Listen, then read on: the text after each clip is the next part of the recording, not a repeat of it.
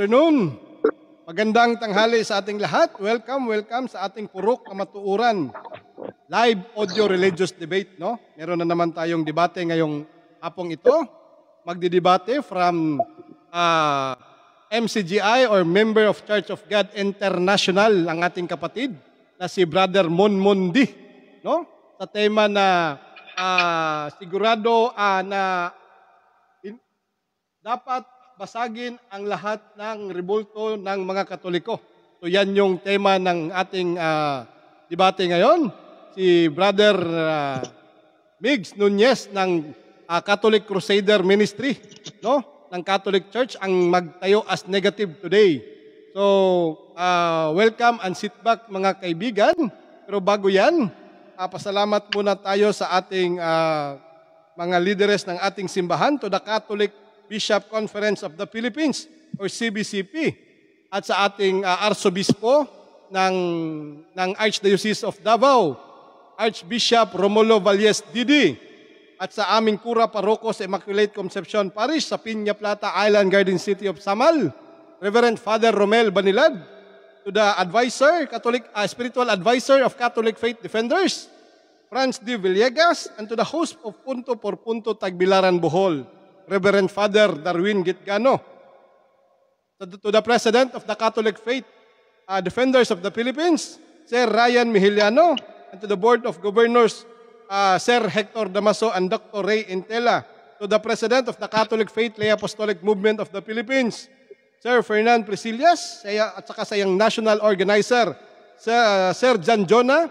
at saka sa Mindanao Organizer, Sir Noel Paisones, to the Catholic Crusade Ministry of the Philippines, headed by Brother Paul Alima. Good afternoon sa ating lahat. At saka sa ating mga kapatid sa Catholic Cafe Philippines, headed by Peter Hibaya, Christian Glomar Coronado, John Lawrence Pamplona, at saka Wilbur de la Calzada. At saka sa ating mga kapatid sa MCGI or Members of Church of God International, at saka lahat ng puwersa ng One Holy Catholic Apostolic Roman Church. So welcome sa ating Purok Kamatuuran live audio religious debate. As of now, ako yung maging moderator nila. So punta tayo sa standard rules and regulation, no, ng Purok Kamatuuran. So focus sa tema at hindi iiwas sa issue. So ang tema nila dapat pagbasagin ang lahat ng rebulto ng Katoliko. Okay? Rule number 2, igagalang ang moderator kapag nagsabi ang moderator na moderator's time. Tatahimik ang mga debaters. Number 3, ang tanong at sagot hindi lalagpas ng 1 minuto. Number 4, categorical question must be answered categorically.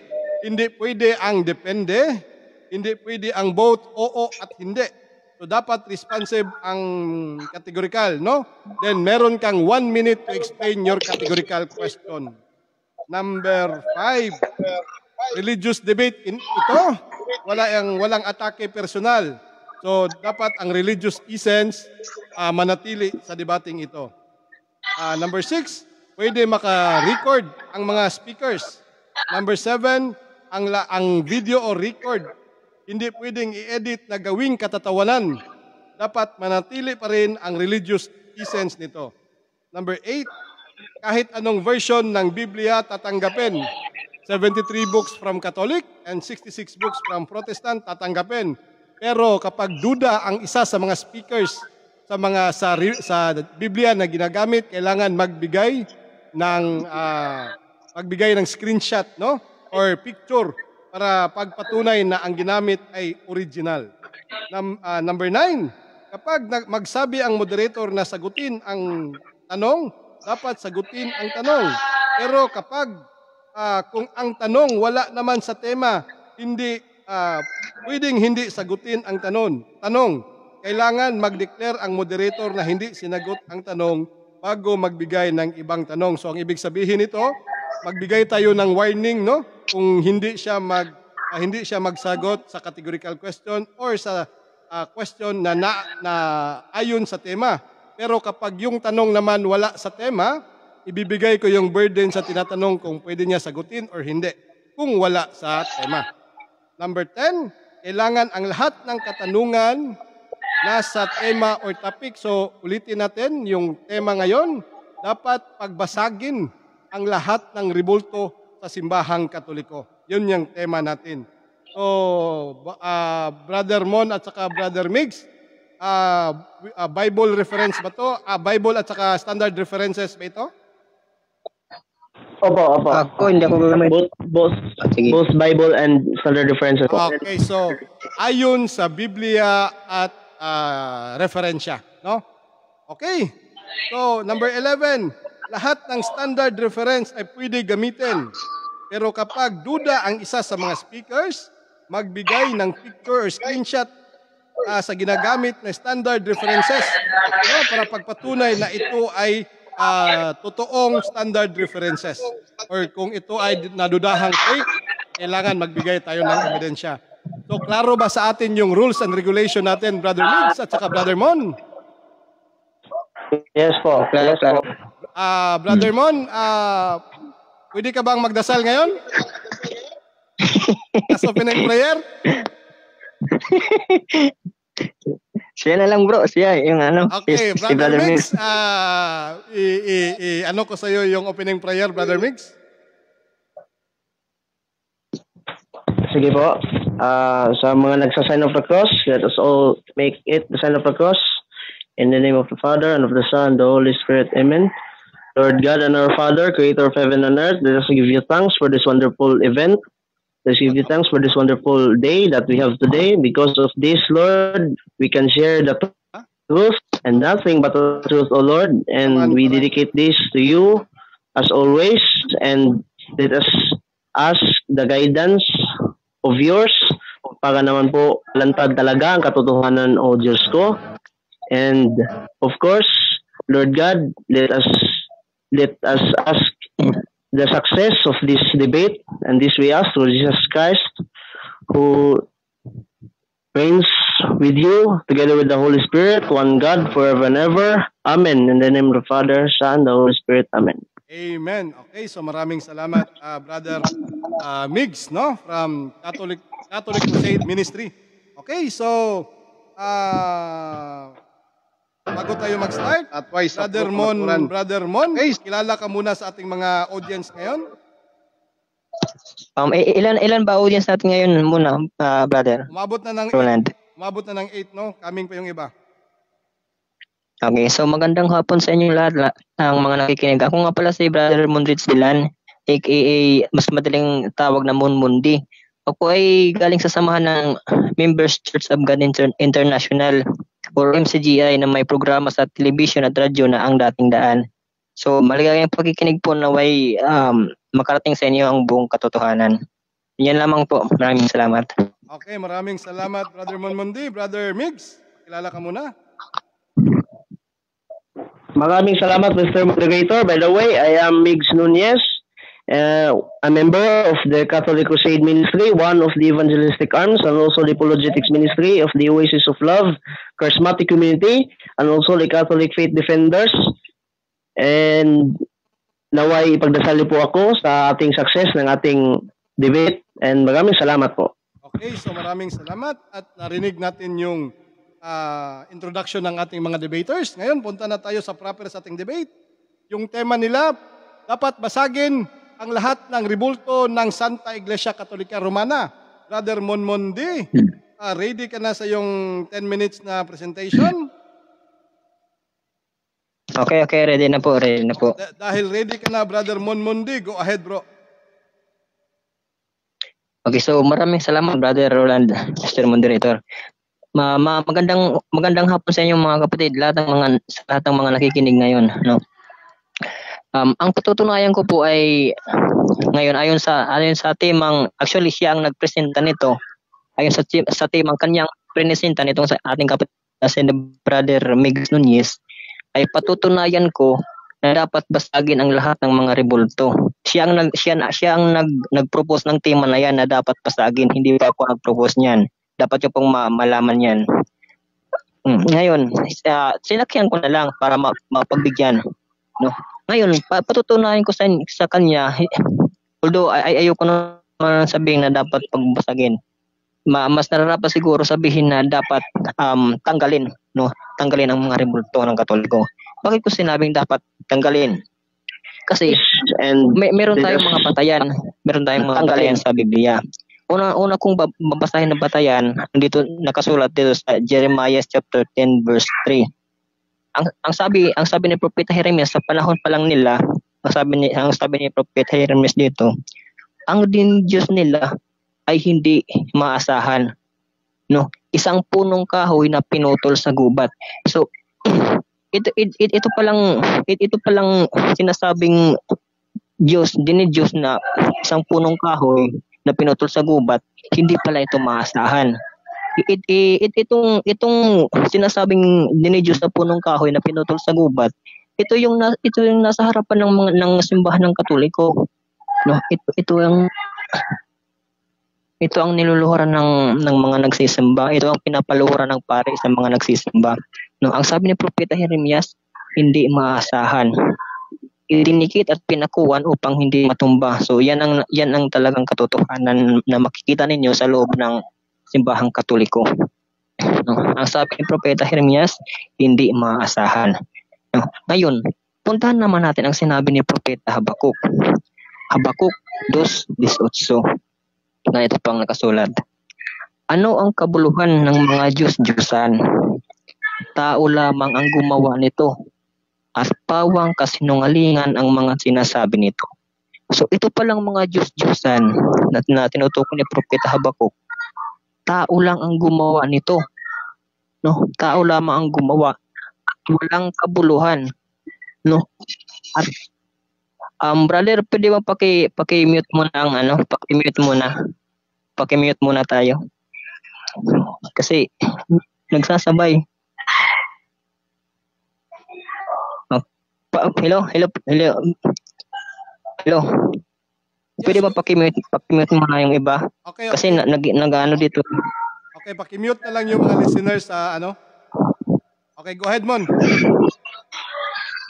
Meron pa. Okay, yan na, wala na.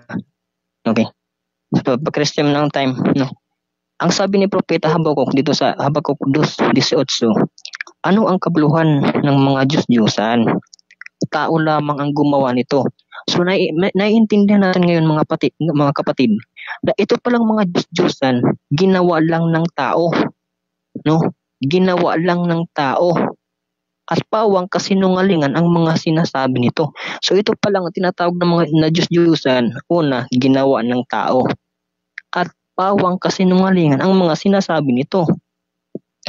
Ngayon, kung titingnan natin ang katotohanan, mga kapatid, bubuksan lang natin ang ating mata, bubuksan natin ang ating isipan. Itong tinutukoy ni Propeta Habakuk at saka ni Propeta Jeremias, lahat ito nandoon sa Katoliko eh. No, yung tinatawag nilang Papa Jesus at yung tinatawag nilang Nazareno, di ba mga kahoy yan? Ang sabi pa ni Propeta Habakuk, mga sinungaling din daw yan eh. No? O patutunayan ko sa inyo sa lahat ng mga nakikinig, mga sinungaling talaga yung mga Diyos-Diyosan na yan. Kasi yung Kristo ng Katoliko ay yung Kristo ng Biblia, yung tunay na Kristo, yung tunay na Diyos, no? Matagal nang nakaakyat sa langit. No, matagal na nakababa sa cross at umakyat na sa langit. Itong Diyos itong Kristo ng Katoliko naman, hanggang ngayon hindi pa rin nakakababa. No, so baliktad. Hanggang ngayon nakapako pa rin. No? Ang Kristo ng Biblia nasa langit na. Naghihintay na lang ng kanyang pagbabalik. Ang Kristo ng Katoliko, actually, nakita ko sa social media o sa Shopee, nandun din yung Kristo ng Katoliko. So, pwedeng orderin. No. Pwedeng orderin yung Kristo ng Katoliko. 5 minutes. Okay. No. Kaya makikita natin, base sa ikalawang Korinto 11:4, nangangaral ng ibang Hesus. So ito ang nangyayari sa mga pare, pinapangaral nila ang maling Hesus. Kaya sinungaling din ang mga pare. Ayan, pagdating naman dito sa tinatawag nilang Mama Mary, sa Biblia ba tinawag ba ni Cristo si Maria na mama? Kung basahin natin ang Juan 2:3. Dito sa pagkakataong ito yung may kasalan. Objection, moderator. Objection, go ahead. Mr. Moderator, objection, please. Go ahead, 3 minutes and 56 seconds. Mr. Moderator, objection. Nakamute pala ako. Okay, objection, go ahead, 3 minutes and 56 seconds. Napunta na po siya sa Marian Dogma and Marian Doctrine. Pakibalik na lang po siya sa tungkol sa rebulto po. Okay, Brother Mon, balik tayo sa focus natin sa rebulto kasi yung tema natin, dapat basagin lahat ng rebulto ng Santa Iglesia. So, tindigan mo yan nga bakit basagin yan. Okay? So, resume, 3 minutes and 54 seconds.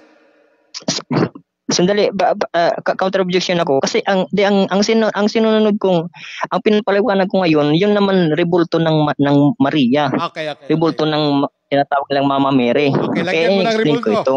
Lagyan mo ng rebulto, brother, kasi Okay. pag walang rebulto yan, direct point yan sa person, not an image, no? Lagyan mo talaga ng rebulto or imahe. Okay, time resume tayo. Sige. 3 minutes and 56 seconds. Okay. So, ito namang rebulto ng tinatawag nilang Mama Mary, tinatawag nilang Mama, no? Sa Biblia ba tinawag bang Mama si Maria? No? Kung basahin natin Juan 2:3. Naubos ang alak, kaya sinabi ng ina ni Jesus sa kanya, "Anak, wala na silang alak." Sinabi ni Jesus, "Ipaubayan na lang po ninyo ito sa akin, ginang." No? Ang tawag ni Kristo kay Maria, ginang. Hindi niya sinabing Holy Mary. No? Hindi niya sinabing Mother of God. Hindi niya sinabing Mama Mary. Hindi niya Pakibalik po, Mr. Moderator, si Mr. Monmonde sa topic po. Napunta na po siya sa Maria. Okay, Brother Mon, imahe tayo, Brother Mon. Yung pagtawag ng Okay. Imahe lang po tayo. ang pagtawag Okay ng nga. ina, no? Focus tayo sa imahe or rebulto ni Mama Mary, hindi yung tawagan. Okay yan. Okay? In fairness lang ha. Pwede bro. Okay, no, hindi sa tawagan ng hindi sa tawagan ng kang ni Kristo sa kanyang ina. Kung hindi, focus tayo sa rebulto. Kahit rebulto ni Kristo pwede. Rebulto ni Mary pwede. Rebulto ng mga apostoles. Kasi yung topic natin ngayon about sa mga rebulto na pwede basagin.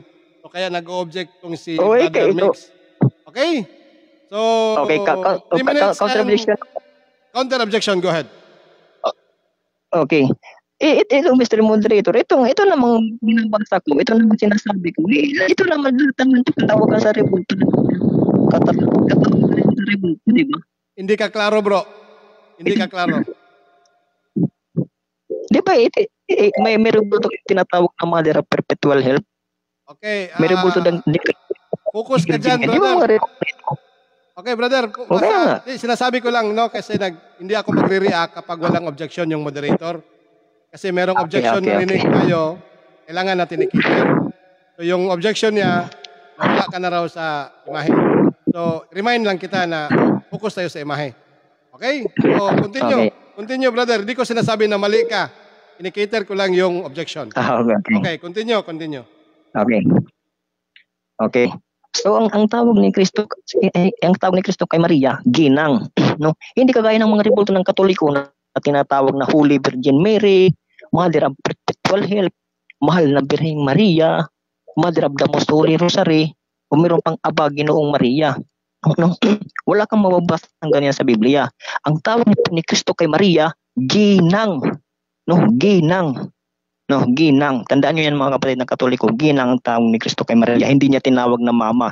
Kaya yung mga rebulto ni Maria sa Katoliko na tinatawag na mama, mga sinungaling yan. Kaya yan matatawag natin na Diyos-Diyusan.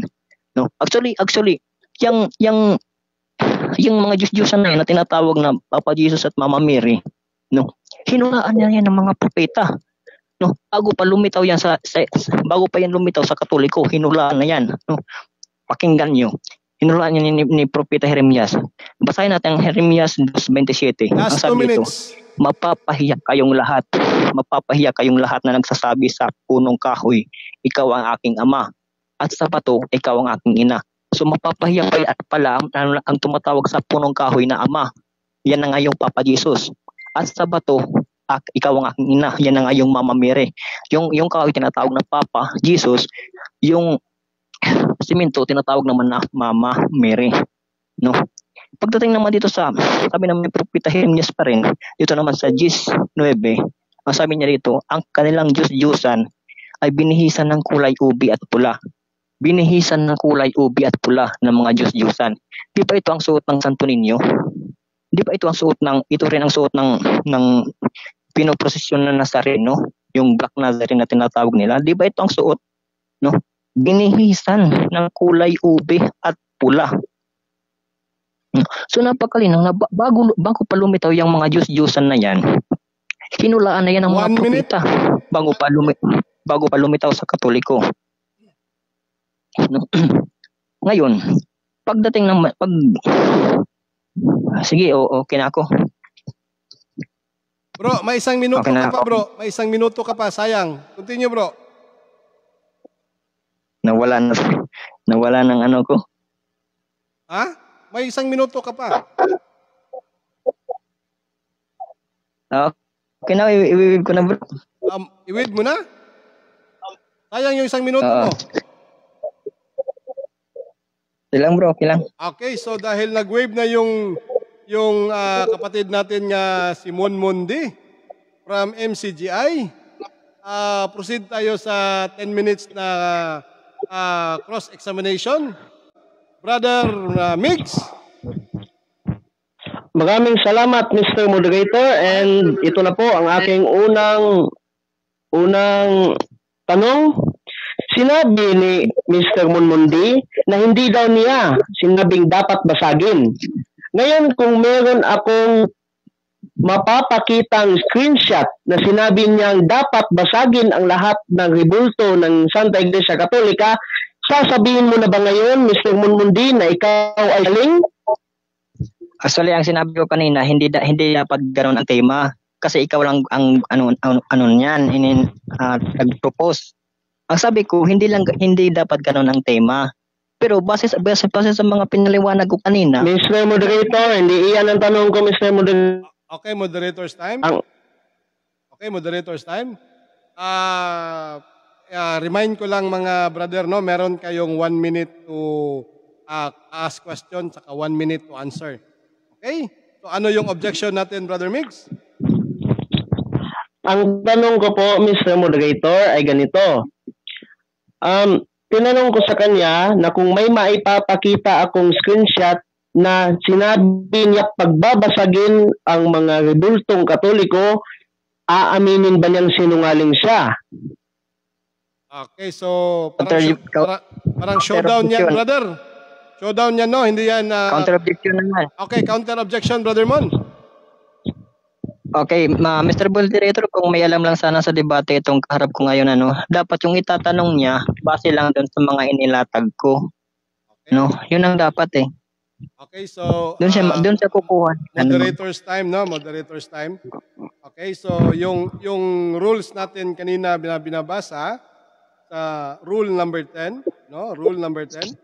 Kailangan ang lahat ng katanungan ay umaayon lang sa tema or topic, hindi sa pamahayag.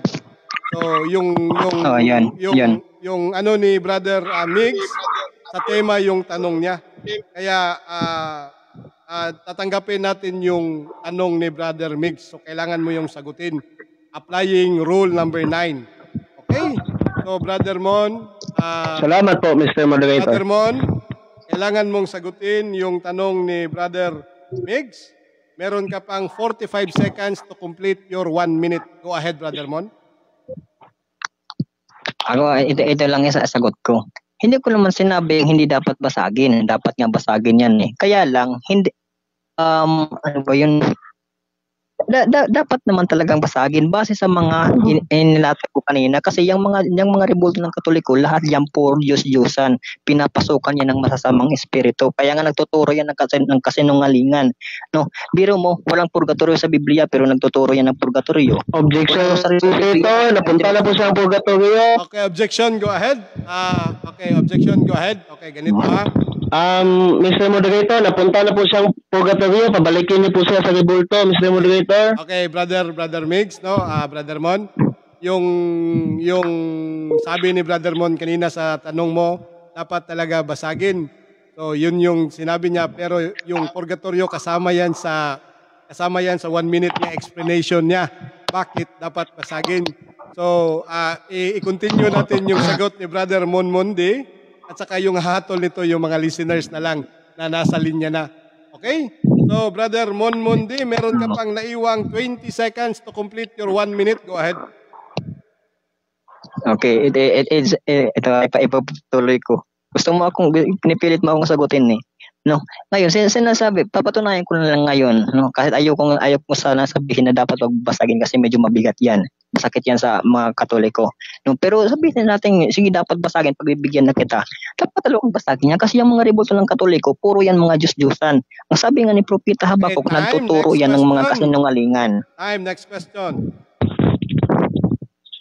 Okay, salamat po, Mr. Moderator. Ang pangalawa kong tanong ay ganito. Sinasabi ni Mr. Mundi na Diyos-Diyosan nga ang rebulto. Ngayon, saan tayo makakabasa ng opisyal na turo ng Santa Iglesia Katolika Apostolika Romana na ang mga rebulto ay Diyos-Diyosan? Okay, sasagot na ako. Hindi naman ang batayan ko Biblia, no, hindi ako bumabatay sa aklat ng Katoliko, no. Sa dami-dami ng binasa ko kanina, actually marami pang talata yan, pero itong binasa ko kagaya nitong Jeremias 10:3, ang dinidiyos nila ay hindi maasahan, isang punong kahoy na pinutol sa gubat. Di ba yung tinatawag yung Papa Jesus galing sa kahoy yan?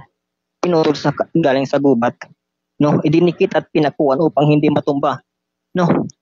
Di ba yan galing sa kahoy yan yung tinatawag nyo na Papa Jesus?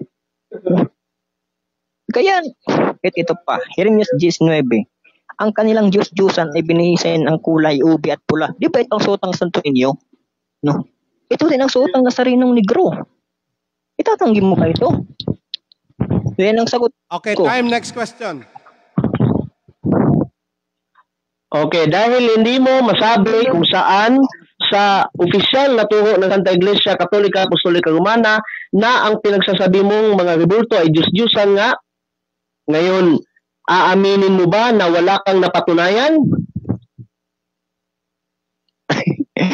Mr. Moderator, Yes. ang sabi ko kanina, Sandali. ang Sandali. Objection yan or sagot? objection, Mr. Turuhin mo lang, Moderator. no? Kasi ako na yung naka-address. Okay. Okay. Yung tanong niya kasi, sabi niya hindi ko daw nabasa. Ang sagot ko kanina, hindi ako nagbabatay sa aklat ng Katoliko. Ang batayan ko nga Biblia. Kaya wag niya ipaparat sa akin 'yan. Iba niyang tanong. Okay, brother Monmundi, sagutin mo lang yung tanong, tapos explain mo lang ng maigi, no? Meron ka bang 1 minute to answer. Okay, 6 minutes and 33 seconds. I-resume natin yung time, brother Monmundi. Granted yung objection mo, kailangan mong i-explain ng mabuti yan. Okay, go ahead, Monmundi.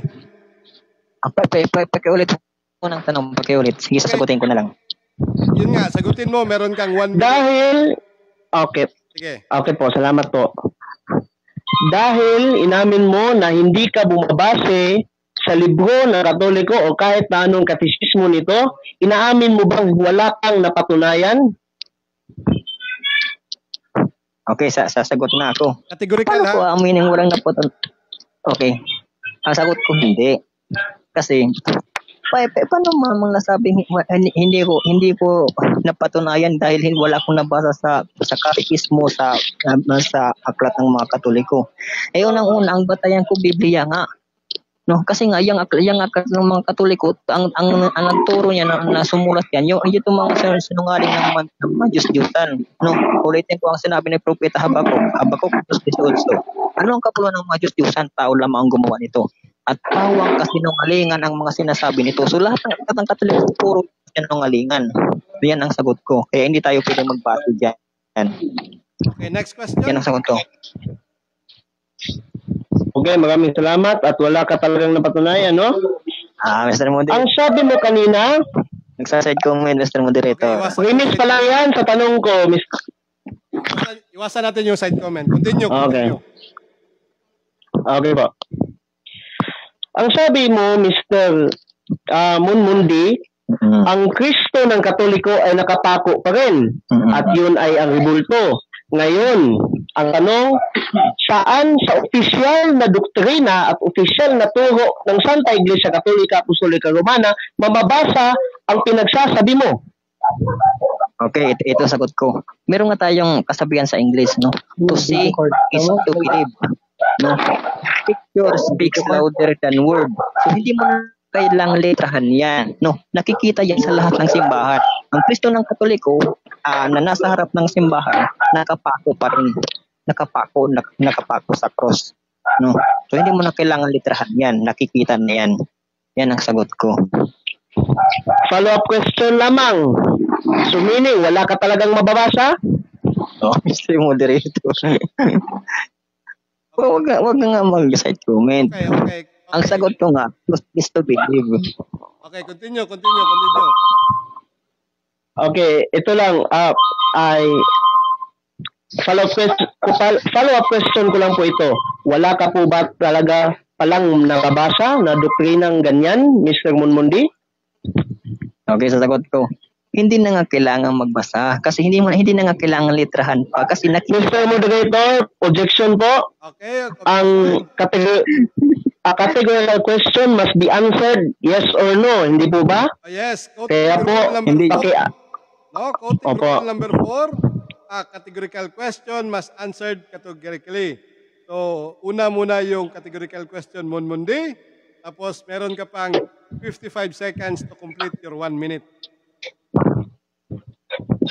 Ang sagot ko nga, ganito nga, Mr. Moderator.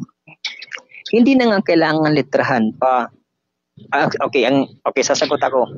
Hindi ko nabasa sa Oh yes, thank you. Okay, pero ito titindigan ko. Hindi mo na kailangang litrahan yan kasi nakikita na nga yan. Sabi nga ng kawikang English, to see is to believe. The picture speaks louder than words. No, mas mabigat at mas makatotohanan yung nakikita kaysa sa nababasa. Yung lahat ng simbahan, nakikita natin yung Kristo yun, nakapako pa rin hanggang ngayon. Kahit sa simbahan namin dito, yung Kristo nila, hanggang ngayon nakapako pa rin. Kaya hindi mo na kailangang litrahan yan. Nakikita yan lahat ng mga tao. Yan ang sagot ko. Okay, next question. Yes, maraming salamat. By the way, Mr. Moderator, ilang minutes lang po ba? 3 minutes and 20 seconds. Okay po, salamat po. Nag-mention ka kanina, nag-quote ka kanina, Mr. Munmundi, ng mga Bible verses, gaya ng Habakuk, ng Jeremiah, at kung ano-ano pa. Mababasa ba doon o hindi na ang mga ribultong iyon o mga Diyos-Diyosang iyon ay ang mga tinatawag na the crucifixion or sina Jesus Christ or sina Mama Mary at iba pa?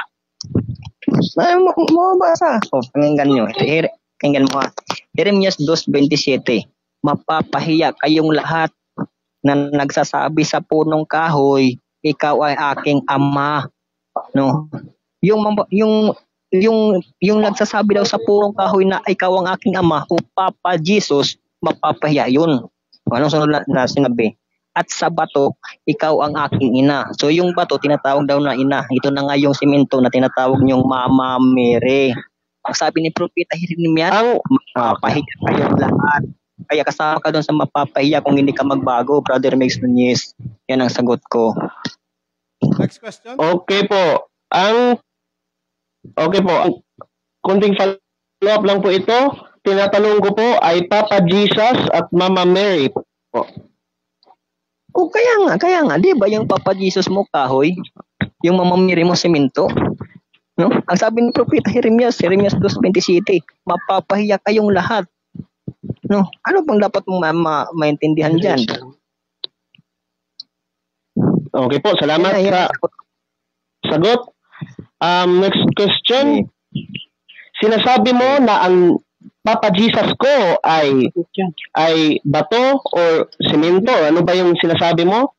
Meron ka ba o walang mababasa sa opisyal na doktrina ng Santa Iglesia Katolika Apostolika Romana na ang Diyos namin o ang Papa Jesus namin ay bato o rebulto?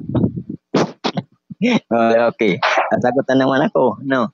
Ang sabi na naman sa kasabihang English, to see is to believe, no. The picture speaks louder than words. No, so hindi mo na kailangan litrahan yan, hindi mo na kailangan basahin yan kasi nakikita na ng lahat yan na yung Kristo nyo na tinatawag na Papa Jesus, kahoy. Yung mamamiri nyo naman, semento, no. Sa inyo nagaganap itong sinasabi ni Propeta Jeremias, mapapahiya kayong lahat. Kasama ka doon kung hindi ka magbago, brother. Yan ang sagot ko. Okay, last question, brother. Last question. Okay po, last question po. Last question. Sa lahat ng minention sa Biblia na mga Diyos-Diyusan, gaya ni Baal, Astaroth at iba pa, meron ka bang makikitang ganyang klaseng Diyos-Diyusan sa loob ng simbahang Katoliko? Meron. Iyan na nga yung tinatawag niyong Papa Jesus at Mama Mary kasi modern na tayo ngayon. Noong una, ang pangalan ng mga Diyos-Diyosan, yan sila Baal, Astaroth, sila Molek. Yan ang pangalan ng mga Diyos-Diyosan ng unang panahon. Ngayon, modern na tayo, kaya modern na rin ang mga pangalan. Kaya meron na tayong pangalan ng mga Diyos-Diyosan na tinatawag na Santo Niño, Mama Mary, Papa Jesus, meron pang yung Nazarenong Negro. Yan, mga Diyos-Diyosan yan, bagong pangalan yan, modern na pangalan na yan. Yan ang sagot ko. Okay, maraming salamat Brother Monmondi at saka Brother Meg sa inyong mainit na tanungan at sagutan. Hey, so punta tayo sa 10 minutes na negative presentation ni Brother Migs. Brother Migs, ready ka na? Opo, Mr. Moderator. Go ahead kung magsasalita ka, yung oras mo mag-start din. Okay po, maraming salamat Mr. Moderator, and again, good afternoon sa lahat ng audiences at sa ating kagalang-galang na ating katunggali, Mr. Monmondi. Paano ba niya napatunayan, no? Na ang dapat ngang pagbabasagin o pagtatanggalin ang mga rebulto sa ating Santa Iglesia? No? Paano kaya niya napatunayan niyon? Objection, Moderator. Bawal pa kayong mga bata, mamaya kayo.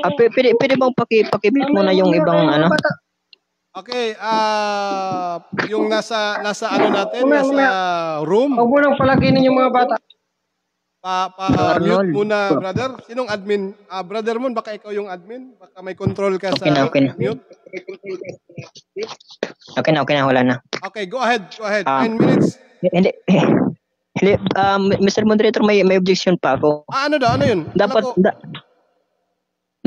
oo nga. Pero dapat ang gagawin niya kasi ngayon, magpe-present siya ng kanyang mga rason kung bakit hindi dapat basagin ang mga rebulto ng Katoliko. Hindi pa siya magre-rebat, hindi pa ito time niya mag-rebat. Okay, so ganun ba yan? So, 28 seconds pa lang yung na-consume niya. So hintayin muna natin mo maya-maya kasi within 28 seconds hindi yan ma-explain kagad yan. Okay? So hintayin muna natin. Alam na niya yung gagawin niya. Negative siya eh. So mag-explain niya yan. Explain mo. Okay, Brother Migs, explain mo bakit hindi dapat basagin ang mga imahe ng rebulto for your remaining time. Okay po, salamat po. Okay, go ahead. Okay po, salamat po. Ganito lang kasi yan ng mga kapatid. Una sa lahat, hindi naman napatunayan ni Mr. Monmondi ang kanyang pinagsasabi na gusto niyang i-attach ang mga Bible verses na na tumatalakay sa mga Diyos-Diyosan sa atin, no? Doon nga tayo sa pinagsasabi niyang mga Diyos-Diyosan daw ang mga rebulto sa Santa Iglesia Katolika Apostolika Romana, wala naman siyang napatunayan. Una, first and foremost mga kapatid, nagre-rebat ka na, first and bro. foremost, first and foremost mga Moderator's time. Moderator's time. Brother Monmundi, idaan mo sa objection. Idaan mo sa objection. Yung objection, Mr. Moderator. Yan. Objection. Okay. Ang objection ko lang po, Mr. Moderator, hindi na po siya nagpe-present, nagre-rebat na po siya. Mamaya niya i-rebat yung mga sinabi ko. Ang gagawin niya ngayon, magpe-present siya. Ano bang mga batayan niya para sabihin hindi dapat basagin or yan, hindi dapat basagin mga rebulto. Klaro, Brother Monmundi? So, klaro ba yun, Brother Migs? Nagrereklamo si... Opo, Mr. Moderator, kasi yung... masyado lang excited si Mr. Monmundi eh. Kakasimula pa lang natin. Ilang seconds pa lang po ba, Mr. Moderator? Meron ka pang naiwang 8 Ilang seconds pa lang po ba? 8 seconds to. O yun nga po eh. Okay. Yun nga po eh, kakasimula ko pa lang. Yung oras, naka-screen share tayo, makikita ninyo. Okay, so continue, Brother Migs. Opo, salamat po. Okay, continue, Brother Migs. Maraming salamat, Mr. Moderator. Ganito lang kasi yan eh. Diyos-Diyosan ba ang mga rebulto ng Santa Iglesia Katolika Apostolika Romana? Hindi. Kasi nga pinagtatanong ko kanina paulit-ulit na kung Diyos-Diyosan ba or saan bang official na doktrina ng Santa Iglesia Katolika Apostolika Romana na kung saan nagsasabing ang mga mga rebulto o mga imahe sa Santa Iglesia Katolika Apostolika Romana ay mga Diyos-Diyosan ba o hindi. Pero wala siyang naipakita, no?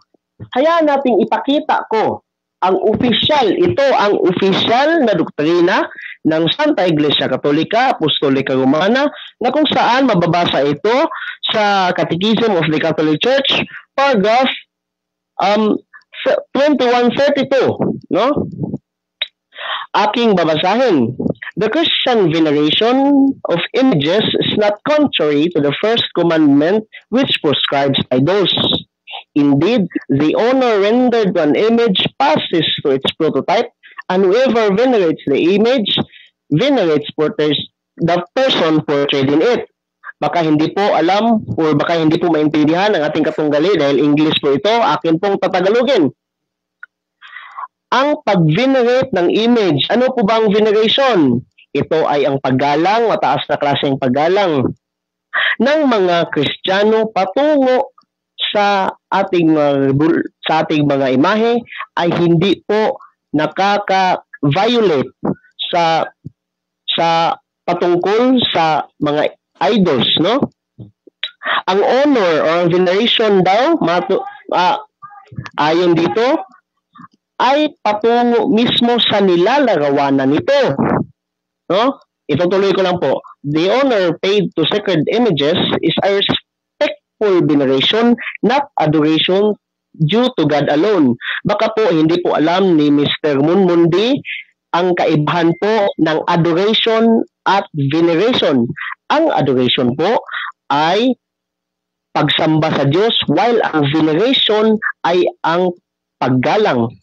Ang ginagawa natin ayon dito sa opisyal na turo ng Santa Iglesia Katolika Apostolika Romana ay paggalang or veneration lamang po sa ating mga rebulto. Bakit po? Dahil ang mga rebulto ay naglalarawan kanino? Sa Diyos na pinako gaya ng ating Panginoong Hesukristo, sa mga santo gaya ni na Santa Maria at iba pang mga santo. Kasi nga po, ayon sa Roma 1:7, ang simbahan ng Diyos ay simbahan ng mga santo, ng mga banal. Kaya nga po, meron din tayong mga imahe nila. Ito ay kagaya lang din ng mga rebulto ng ating mga bayani. Try to imagine Jose Rizal, no? Try to imagine our hero Jose Rizal.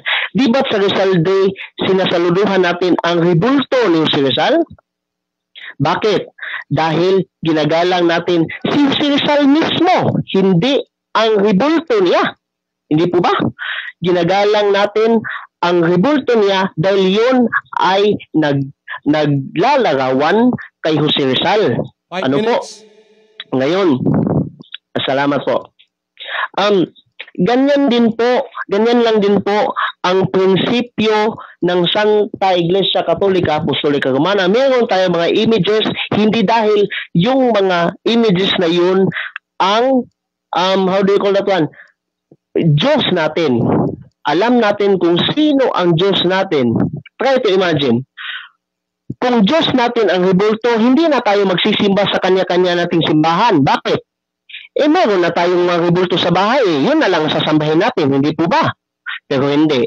Nagsisimba tayo sa ating mga simbahan dahil alam natin kung sino talaga ang Diyos. All of those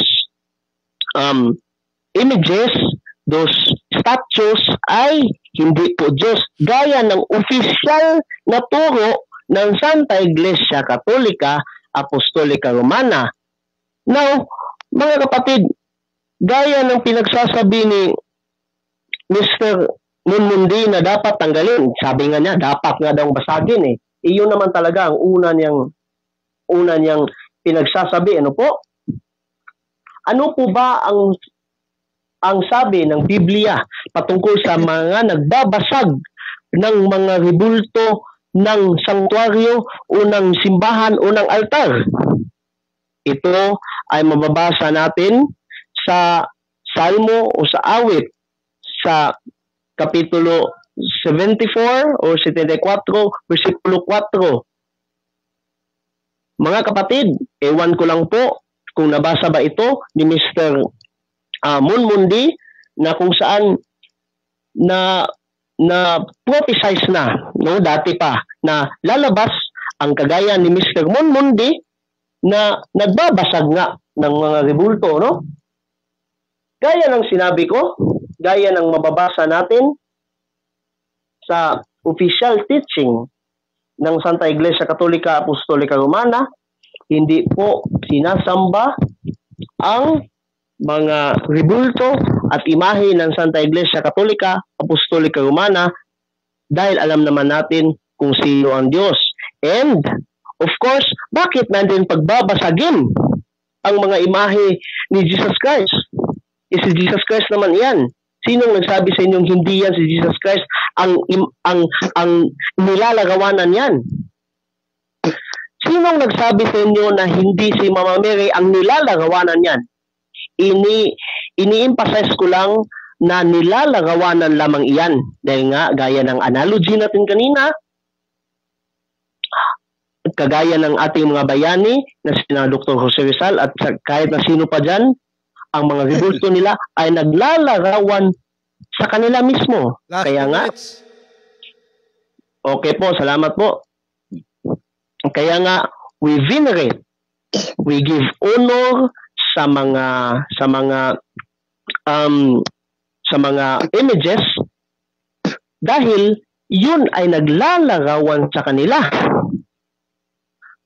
Ang analogy dyan, paulit-ulit nating babalikan ang analogy dyan, gaya lang din yan ng pagsasaludo natin sa harap ng rebulto ni Jose Rizal, na kung saan nagsasaludo tayo hindi dahil sa rebultong iyan, kundi dahil mismo sa nilalarawanan ng rebultong iyan.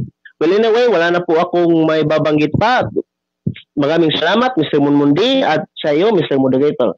Okay, so nag-wave na yung kapatid natin from Catholic Crusade Ministry, Brother Migs Nunez, no, sa kanyang 10 minutes na negative constructive presentation. Okay. So Brother Munmundi, ready ka na sa yung 10 minutes na cross-examination? Okay bro, okay na bro. Ready na po. Dahil ready ka na, go ahead brother. Okay, unang tanong brother. Dito sa sinabi mo kanina na naglalarawan sa Diyos ang mga rebulto, saan mo ito nabasa sa Biblia?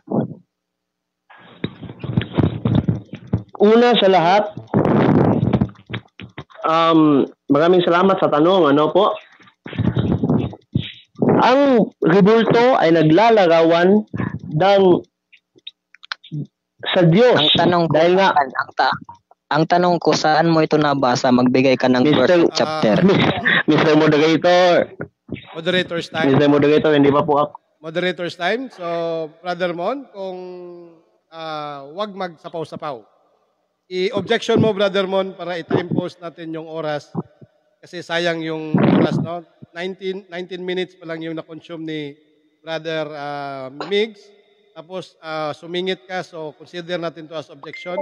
Ano yung objection natin, Brother Mon?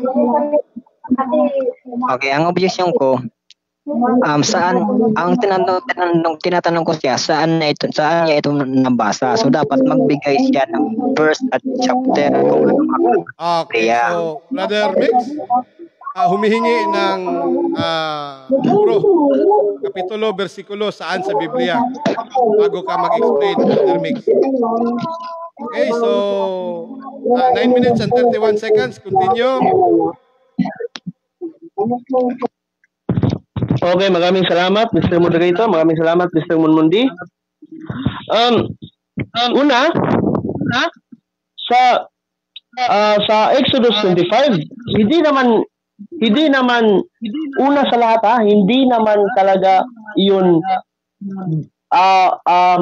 bulto ng Diyos ang pinalagay, hindi ba? Pero anong ginawa ng Diyos doon?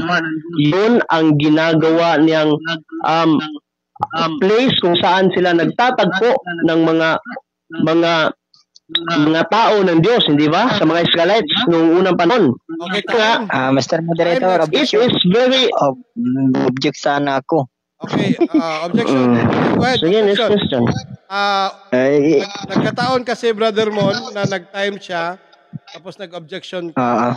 Naubos yung 1 minute niya. Sige. So, ano yung objection mo? Naka-time post tayo, 8 minutes and 42 seconds. Okay, ang objection ko sana, kasi ang tinatanong ko, itong sinabi niya na naglalarawan sa Diyos ang mga rebulto. Ang binigay niya, Exodus chapter 25, cherubim naman ang nakasulat doon. Hindi naman yun, Diyos. Okay. Anyway, sige. Moderator's time. Mon, naghingi ka ng kapitulo, versikulo, binigay niya Exodus 25. Bahala na yung listener niyan. Proceed ka, Mon, 8 minutes and 42 seconds. Go ahead. Okay, next question, bro.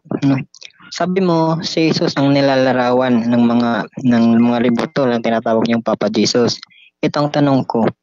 Saan mababasa sa Biblia na si Kristo ay tinawag na Papa?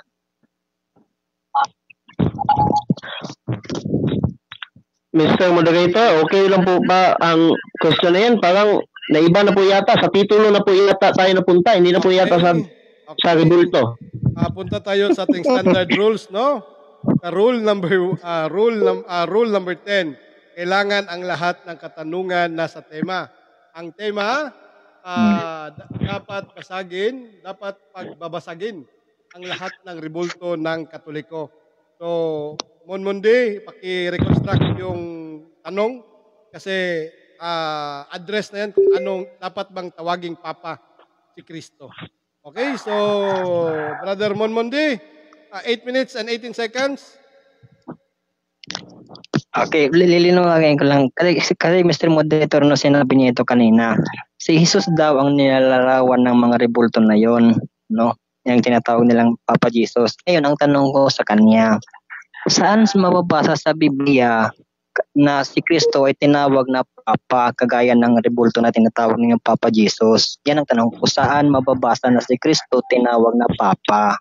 Mr. Moderator, out of context po ang question niya dahil titulo po ni Jesus Christ ang tinatanong niya.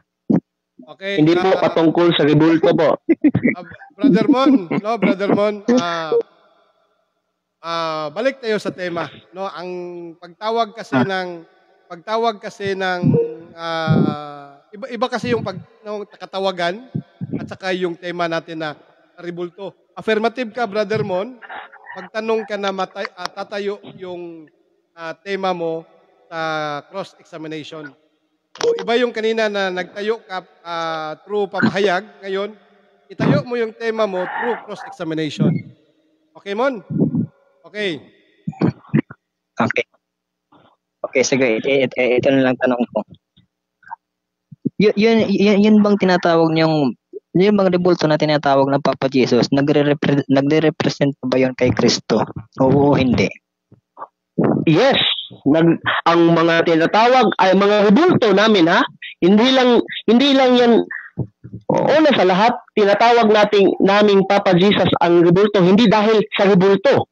Kaya gaya ng in-explain ko kanina, tinatawag namin yung Papa Jesus, si Papa Jesus mismo, no? Wala tayong problema sa rebulto.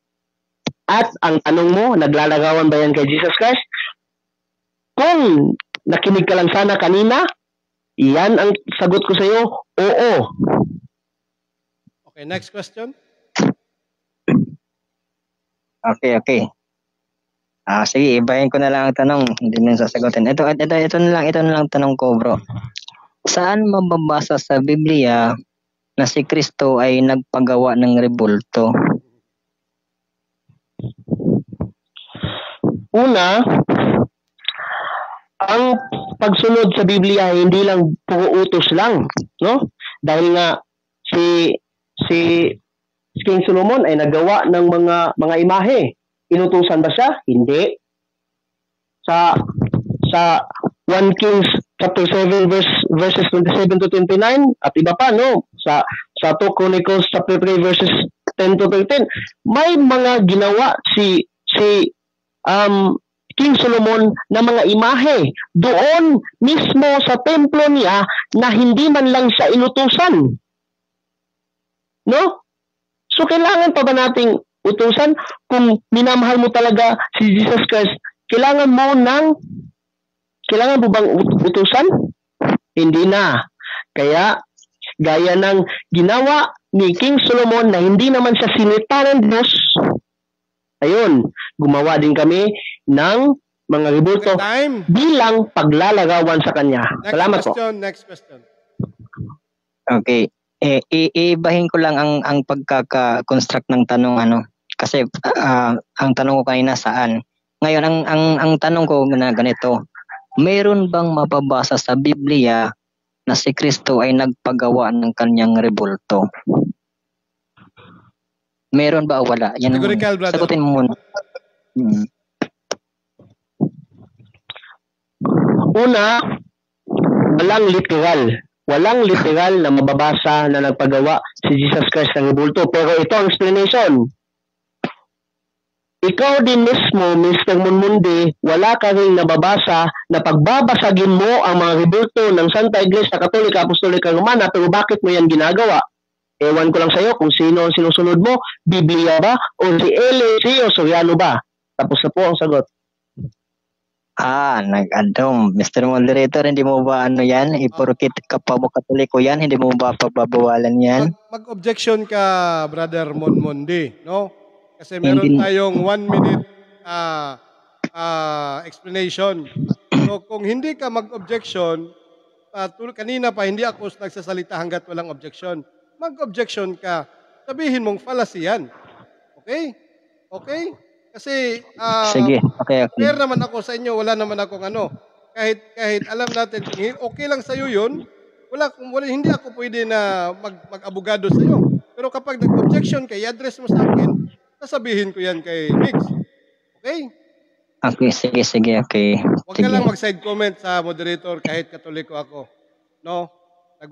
Sabi ko nga sa iyo, okay lang ba sa iyo mag-moderator? Okay? Kaya mayroong objection, Brother Monmondi. Sige, okay na. Sunod yung tanong. Okay. Meron bang... Sandali. Okay. No, sandali. Kasi naano naman natin ni Brother Monmondi, no? Basahin na lang natin yung rules, no?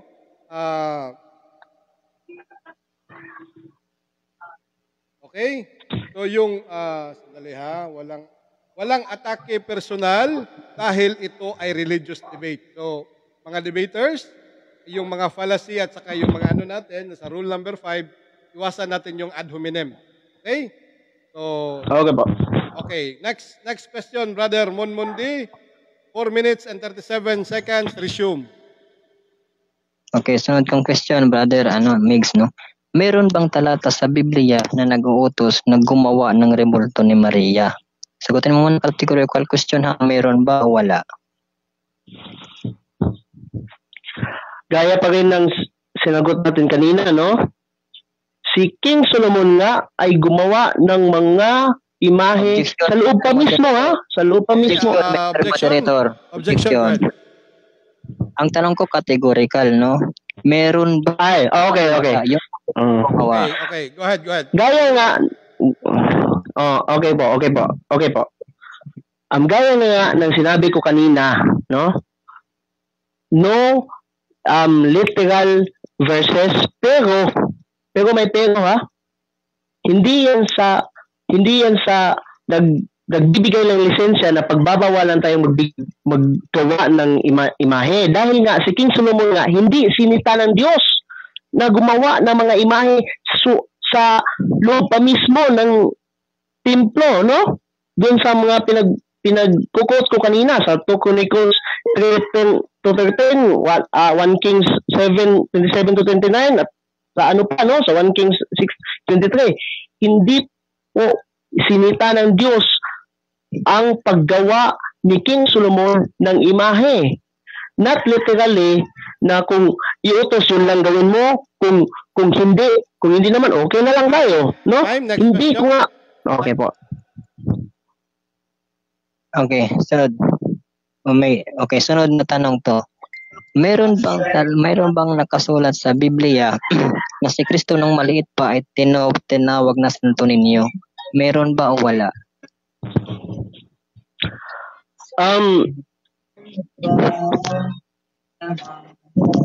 Mr. Munmundi, ganito, ha. Kung magbabasa ka, meron po. Okay po. Nakalimutan ko po. Meron po. Dahil una, ang Santo Niño ay hindi po English, hindi po Visayan, at hindi po ano pa, no? Hindi Ilonggo. Kung hindi, yan po ay Spanish na nangangahulugang Holy Child or banal na bata. Ang Santo Niño ay mababasa natin sa Lucas Kapitulo 1, versikulo 35 sa Spanish na Bible. At ang Spanish Bible na yan ay isi-send ko po mamaya-maya dahil nga po hindi ko po ma-hide itong cellphone ko at hindi ko po ma-screenshot ang aking Bible application na kung saan iyon po ay Spanish Bible po. Isi-send ko po mamaya. Okay, next question. Okay. Sunod kong tanong. Father, meron bang talata sa Biblia na nagsasabi nang si Kristo ay bata pa, merong suot na corona, nakasuot ng corona? Meron ba sa Biblia o wala? Again po, not literally dahil nga po hindi naman po nakasulat lahat sa Biblia, no? Si Jesus Christ ay nilalarawan bilang hari dahil siya po ang hari ng buong mundo, ng buong universe, dahil siya po ang Diyos. Kaya nga po nilalarawan sa Santo Niño image na siya ay may corona, may scepter bilang hari, at pula bilang sumisimbolo na hari siya. No? Yan, gaya nga ng sinabi ko kanina, those images ay naglalarawan lamang. Hindi sila yung mismo. Kaya nga, nilalarawan doon sa Santo Niño image na si Jesus Christ ay hari. Paano? Sa pamamagitan ng corona, scepter, at sa kahit ano pang mga naglalarawan patungkol sa pagiging hari. Maraming salamat po. Okay, last question, Brother Monmundi. Okay, last question, nagkalimutan ko yung tanong ko. Ay, okay, ito. Ano ba yung tanong ko? Meron bang talata, meron bang nakasulat sa Biblia na yung Nazareno ay maitim or negro? Meron ba o wala? Mga kapatid, mga audiences, pagpasensya na lang po natin si Mr. Munmundi, ha? Mr. Munmundi. Okay. Direct answer, Brother Biggs. Direct answer. Go ahead. Okay po. Naging itim lamang ang categorical. Wala. Dahil una sa lahat, ang image na yan ay hindi naman talaga maitim. Naging itim lamang yan dahil sa mga nasunog yan eh. Nasunog yan noong unang panahon pa ng mga Kastila. Kaya ang natira sa kanya ay yung black na mga na sunog na parte niya, no? Pero on the historical background, pinuntuhan na lang talaga yan ng itim. Pagka kumpleto na siya, itim na siya lahat. Hindi naman talaga yan itim. Kaya, historically speaking, dahil nga, according to Bible and references naman tayo, yan po ang historical background ng Black Nazarene. Time. Okay? Opo. Time. Maraming salamat, Brother Migs from Catholic Crusade Ministry sa pagsagot sa mga katanungan na ibinibato ni Brother Monmondi from MCGI. So ngayon, punta muna tayo sa rebuttal. Okay, so Brother Monmondi, ready ka na sa yung 5 minutes na rebuttal? Oo, sige bro, okay na. Okay, dahil ready ka na, Okay. 5 minutes, go ahead. Okay, magandang hapon ulit sa inyo mga kapatid, sa lahat ng mga nakikinig ngayon. Kung mapapansin nyo, alam ko naman, nakasarado pa ang mga taingan nyo. Kaya ang pag-iisip nyo kasi, Katoliko din kayo, No, pero kung iintindihin nyo, bubuksan nyo lang yung isip nyo. Lahat ng mga tanong ko kung meron bang mababasa sa Biblia, ang sagot niya palagi wala. Hindi siya makasagot ng meron, kagaya ng utos na gumawa ng rebulto ni Kristo. Kaya naitanong ko 'yan kasi lahat ng simbahan ng Katoliko, lahat merong rebulto, no? Sa Biblia wala kang mababasa na mayroong utos, mayroong isinulat ng mga apostol na gumawa ng rebulto ni Kristo, no? Wala ka ring mababasa na mga apostol nag-utos na gumawa ng rebulto ni Maria. Wala ka ring mababasa sa Biblia na ang mga apostol nag-utos na gumawa ng rebulto ni Santo Niño, pati yung Nazareno. At wala rin tayong mababasa sa Biblia na yung tinatawag na Nazareno negro or maitim. Wala niyan. Tapos yung tinatawag yung Santo Niño naman, kung mapapansin niyo, may corona, no?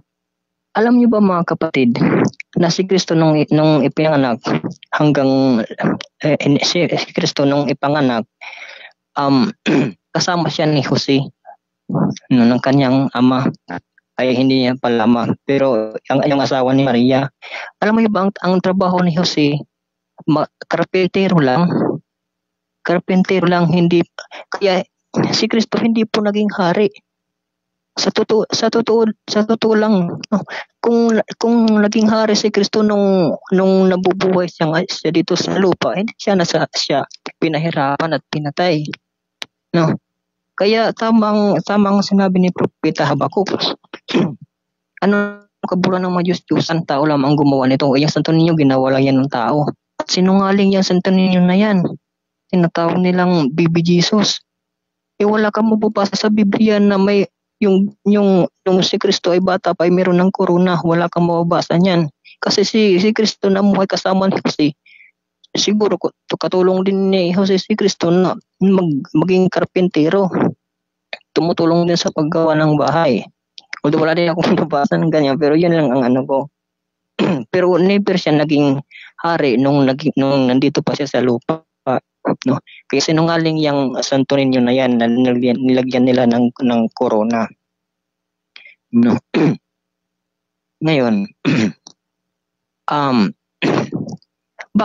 ngayon, kaya ko tinatanong sa kanya kung bakit meron bang utos na gumawa ng rebulto. Kasi alam niyo mga kapatid, never talagang mag-uutos na gumawa ng rebulto ni Kristo, no? never mag-uutos ang Diyos na gumawa ng rebulto ni Maria o kahit na sino mang santo.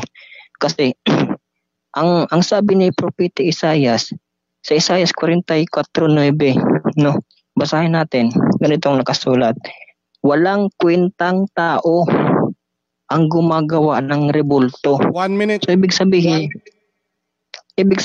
pag ikaw gumawa ka ng rebulto, wala kang kwentang tao. Mga bulag at hangal ang sumasamba sa mga ito. So nagiging bulag ka na rin, nagiging hangal ka na rin pag gumawa ka ng rebulto. No? Kaya tama din ang sinabi ni Propeta Jeremias sa G3 naman. Sinasabi nito, ang dinidiyos nila ay hindi maasahan. Talagang wala kang maasahan sa mga rebulto na yan. Kasi unang-una hindi yan nakakapagsalita. 20 Hindi seconds. rin yan nakapadinig. No, hindi yan nakakarinig ng mga tainga. So kahit lakas mo pang dasal mo sa kanila, maputol na yung ngalang-ngala, hindi ka pa rin maririnig yan. At hindi niyan masasagot ang mga panalangin mo kasi ang bibig nila hindi nakakapagsalita. So yan lang. Salamat. Okay, maraming salamat, Brother Mondi, sa iyong 5 minutes na rebuttal from negative side, from Catholic Crusade Ministry. Brother Migs Nunez, 5 minutes, bro. Ready ka na? Yes po. Okay, go ahead. Okay, maraming salamat again. Okay po. Maraming salamat again, Mr. Moderator, at sa iyo, Mr. Monmundi. Ito po ang aking konting rebuttal lang po. Una, tinanong natin siya na meron ba siyang mababasa na litra por litra or kahit na ano pang utos, official na utos ng Santa Iglesia Katolika Apostolika Romana na ang mga rebulto, mga imahe nito ay mga Diyos-Diyosan? Wala po. Pero ano pong ginagawa na ating butihing katunggali? Palagi po niyang iginigiit. Bakit iginigiit? Dahil hindi po siya nakapagpatunay na ang rebulto na yon ay Diyos-Diyosan lamang. Ano po? Dahil wala po siyang naipakita sa atin na opisyal na turo ng Santa Iglesia Katolika Apostolika Romana na ang rebulto na yon ay Diyos-Diyosan. Ano po? Pero anong ginawa natin? Pinakita natin, binasa natin rather, ang opisyal na turo, opisyal na paniniwala ng Santa Iglesia Katolika Apostolika Romana at in-explain pa nga natin kung ano nga ang tunay na kahulugan nito dahil ito ay English, baka hindi po maintindihan ng karamihan. At isa pa po, bawal po ba nga ba ang paggawa ng rebulto? Una, bawal kung ito'y Diyos-Diyosan gaya ni Astaroth, nila Baal at kung ano-ano pa. Kaya nga po, tinanong ko po kanina si Mr. Munmundi na meron ba tayong matatagpuang Astaroth, Baal at kung ano-ano pa sa loob ng Santa Iglesia Katolika Apostolika Romana. Pero ang sagot niya po ay wala. Kasi nga po, modern na po. Modern. Kailan pa naging Diyos-Diyosan ang imahe ng Diyos? Alam ko po na aminado naman si Mr. Munmundi na ang crucifix ay naglalarawan kay Jesus Christ. Kung ang larawan ni Jesus Christ ay aakusahan ng Diyos-Diyos, ili inaakusahan din niyang Diyos-Diyosan din si Jesus Christ mismo. Ano po? Dahil ang rebultong iyon ay naglalarawan sa kanya. Pero ano nga ba ang tunay na stand na mababasa ng Biblia dyan sa patungkol sa rebulto? Meron pong allowed, mga kapatid. Meron pong allowed. Ang Diyos mismo ay nagbigay ng utos kay Moses, no? Diyan sa Exodus 25:18. Kaya nga po, binigay ko po 'yon kanina. No? Dinescribe pa po 'yan, no? Diyan sa Exodus 37:7-9, no? At kaya nga po kanina nung tinanong ako ni Mr. Munmundi na meron bang utos, kaya nga ang sabi ko, not literally, pero kasi nga po, meron namang mga imahe na mababasa sa Biblia na hindi naman talaga naman inutos ng Diyos. Gaya ng mga imahe nga, ano, ni Solomon, mga imahe ng mga cherubim at mga leon at mga palmera sa loob pa mismo, no? Sa pinakabanal pinakabanal na corner ng templo, no, sa 2 Chronicles 3:10-10, sa 1 Kings 7:27-29, 1 Kings 6:23, no, at sa Ezekiel 41:17-18, no, hindi yan inutos ng Diyos kay Solomon, pero anong ginawa? Yung mga imaheng iyon, mga kapatid, ang inilagay pa mismo sa pinakabanal na puok ng templo. 1 minute. Imagine that one. Pero, iwan ko lang po, ha? Kasi nga po, ang simbahan natin ay punong-puno ng imahe sa lahat ng parte nito, gaya ng templo ni Solomon. Ewan ko na lang po sa ibang simbahan dyan. Ibang simbahan dyan, ang nasa gitna ay TV or flat screen na TV. At ewan ko lang po kung saan mababasa sa Biblia na ang TV po ang nasa gitna ng simbahan. Pero sa kanila na po iyon. Pero gaya po ng nasasabi ko, may mga rebultong inutos ng Diyos 20 at seconds. may mga rebultong ginawa na hindi naman inutos ng Diyos, pero hindi ito sinita ng Diyos. Of course, logically, dahil iyon ay allowed naman pala. Maraming salamat at God bless us all. Okay, maraming salamat sa iyo, Brother Migs Nunez ng Catholic Crusade Ministry sa iyong 5 minutes na rebuttal. By the way, itong debating ito ay matutunghayan natin sa Purok Kamatuuran page after na matapos to.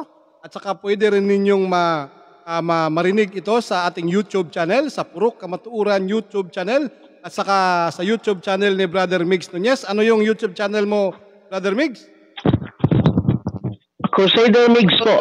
Crusader Migs. Okay, Brother Monmundi, baka meron ka ring YouTube channel? Wala, hindi ako marunong yan, bro. Hindi ka, wala ka palang ano. Parang kami yung millennials hindi ikaw. Okay, so punta tayo sa final stand. Okay, balik sa iyo, Brother Migs Nunez from Catholic Crusade Ministry. Another 5 minutes for your conclusion and final stand. Go ahead. Okay po, maraming salamat po Mr. Moderator, and maraming salamat din sa mga nakikinig at sa ating butihing katunggali si Mr. Munmundi na halatang masayahin masyado. No, palakatawa po siya. Ganito lang po mga kapatid, ano? Kayo na pong bahala kung meron bang napatunayan si Mr. Munmundi sa kanyang pinagsasabi, ano po? Pero para sa akin po wala. Dahil first and foremost, ang papatunayan niya ay dapat pagbabasagin eh. Meron akong screenshot niyan. Kaya nga, yan ang pinakaunang tanong ko sa kanya. Na kung may papakita kung nagsabi siya na dapat pagbabasagin ang mga rebulto, sinungaling siya pero hindi niya yan sinagot. Ano po?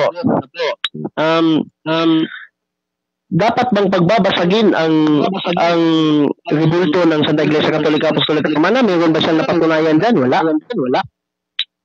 Actually, ano ba ang mababasa natin patungkol sa mga nagbabasag ng rebulto? No? Mga nagbabasag ng mga imahe, no? Gaya nga ng sinabi natin, no, kanina, na-quote na natin yan kanina sa Salmo 4:4, yan ay predicted na po, no? Na lilitaw talaga ang mga taong yan, ano po? No? Gaya nga po ni Mr. Munmundi, ayaw niya po sa mga imahe, pero si Harry Solomon po ay gumawa ng mga imahe. Ayaw ni Mr. Munmundi kay Santo Niño, pero nasagot natin kanina na si Santo Niño ay mababasa naman sa Lucas 1:35 sa Spanish version ng Biblia. Ayaw ni Mr. Munmundi ng mga anghel, pero ang mga anghel ay pinagawa ng Diyos. Ayaw ni Mr. Munmundi ng image ni Mama Mary, pero si Mama Mary ay kinatutuwaan ng Diyos, no? Sa Lucas 1 kapitulo 1 versikulo 28, no? Bakit ayaw ni Mr. Munmundi ng kinatutuan ng Diyos gaya ni Santa Maria? Ayaw nga niya ng image ni Mama Mary how much more mismo kay Mama Mary? Samantalang si Mama Mary ay kinatutuwaan ng Diyos. Si Jesus Christ ay ang Diyos mismo. Pero ang imahe natin na nagre-represent, naglalarawan kay Jesus Christ, ayaw ni Mr. Mumundi. Pinagbabasag pa nga niya eh. Kung gusto nyo, meron akong video niyan eh. Kaya ko hinamon si Mr. Mumundi dahil nagbabasag siya ng rebulto ni Mama Mary. Not rebulto. A little image, maliit na imahe po ni Mama Mary. Pinagbabasag na po ang imahe ng babae na kinatutuwaan ng Diyos, pinagbabasag po ng aking butihing katunggali. Kaya ko po hinamon siya. At ang sagot niya, papatunayan niyang dapat pagbabasag ang lahat ng imahe ng Santa Iglesia Katolika Apostolika Romana. Ano po? Pero siguro hindi alam ni Mr. Mundi na si St. Paul mismo ay gumamit ng imahe. Kung babasahin natin iyan sa Living Bible, isang protestanteng salin ng Biblia, gumamit si St. Paul ng imahe, no? ng imahe, picture ni Jesus Christ, mababasa sa Galacia, Kapitulo 3, versikulo 1. 1 minute. Sus, kung makikita yan ni Mr. Munmundi, siguro, susuntukin niya si St. Paul para lang maagaw yung imahe na yun ni Jesus Christ. At siguro, pagpupunitin niya. So, mga kapatid, kayo na po ang bahala kay Mr. Munmundi sa aking butuhin katunggali kung ano ang judge ninyo sa aming dalawa. So maraming salamat and God bless. Okay, maraming salamat sa iyo, Brother Mix Nunez from Catholic Crusade Ministry. So proceed tayo sa final stand ng kanyang kaharap na si Brother Monmundi from Members of Church of God International. Brother Monmundi, go ahead, 5 minutes. Okay, maraming salamat din. Siguro hindi ko na matatapos ang aking 5 minutes, no. Siguro mga 3 lang. Pero nais ko lamang ipaalam sa inyo mga kapatid na yung ginawa ni Solomon na ginuhitan niya yung mga dingding, hindi po yun utos ng Diyos. Kung babasahin niyo po ang Biblia, maraming ano po yan, maraming nakasulat na talata po yan. Ang nag-utos niya noon kay Solomon, ang kanyang mga asawa. Si Solomon po mga kapatid, hari po yan. Maraming asawa po si Solomon. Ang nag-utos po kay Solomon na guhitan ang mga dingding ng templo, yung kanyang mga asawa po. Dapat po maintindihan niyo yan kasi hindi po yan ituturo talaga ng pare. No, dapat maintindihan niyo yan.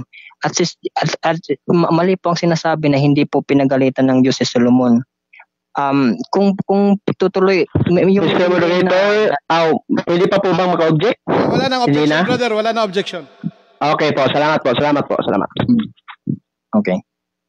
So, mga kapatid, sa lahat ng mga nakikinig ngayon, yung binigay niyang talata kanina, basahin niyo na lang, no, para kayo na mismo ang makasaksi kung alin ba talaga ang tunay. Pero po ito pong titindigan ko, hindi po ang Diyos ang nag-utos ng kay Solomon, ang kanya pong mga asawa.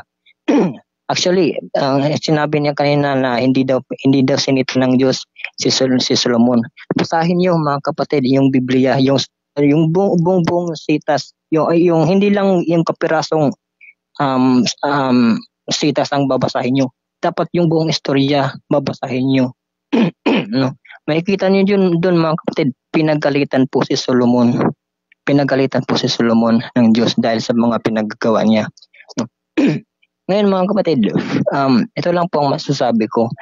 Wala pong utos ang Biblia o wala pong utos si Kristo sa kanyang mga apostol na gumawa sila ng mga rebulto.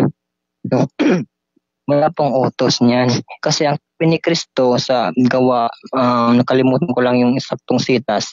Ang sabi ni Kristo, huwag niyong iisipin na ang pagkayos ay maihahalin tulad sa ginto at pilak. No. Wala pong yan ang sabi ni Kristo. So ibig sabihin, kung hindi natin pwedeng ang pagka-Diyos, hindi natin pwedeng maihalin tulad sa pilak o ginto, mas lalong hindi natin maihalin tulad ang pagka-Diyos sa isang kahoy. No, kasi yung pilak nga at ginto na mahal na bagay, hindi natin pwedeng hindi natin pwedeng isipin na mayroong pagka-Diyos yun. Lalo pa kayo itong walang kwentang bagay na kahoy lamang. So, napakaliwanag po niyan mga kapatid. So, yun lang po. Maraming salamat. Ibibig po ng natitira kong oras. Okay na po, Brother Roland, Mr. Moderator. Okay, maraming Ano salamat. yung objection niya? Maraming salamat sa iyo. Pagbigyan na natin yung yun. Wala na, brother. Okay, maraming salamat sa iyo, Brother Monmondi or Monrich Dilan from MCGI, no? At dito nagtatapos ang ating debate sa hapong ito.